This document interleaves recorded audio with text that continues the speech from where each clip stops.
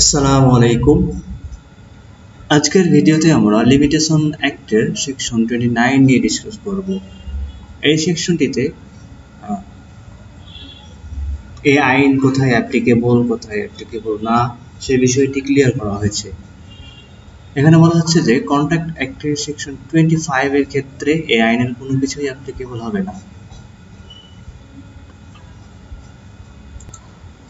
এরপরে কোনো স্পেশাল ল যদি লিমিটেশনের জন্য কোনো পিরিয়ড উল্লেখ করে তাহলে সেই ক্ষেত্রে এই আইনের সেকশন 3 শুধু অ্যাপ্লাই হবে, অন্য সেকশন অ্যাপ্লাই হওয়া বা না হওয়া এটা শর্তাধীন।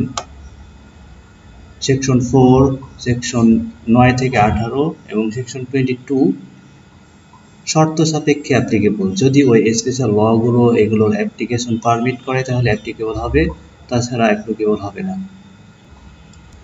এবং remaining provision of this act অর্থাৎ সেকশন 3, সেকশন 4, তারপরে 9 থেকে 18, 22 এই সেকশনগুলো ছাড়া অন্যান্য সেকশন অ্যাপ্লিকেবল হবে না স্পেশাল ল এর ক্ষেত্রে।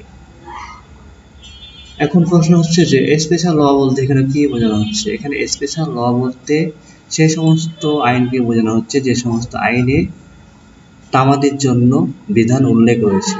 যেমন আমরা অর্থ ঋণ আদালত আইনের কথা উল্লেখ করতে পারি, সেখানে সুদ ফাইলের জন্য তামাদির নির্দিষ্ট মেয়াদ উল্লেখ রয়েছে।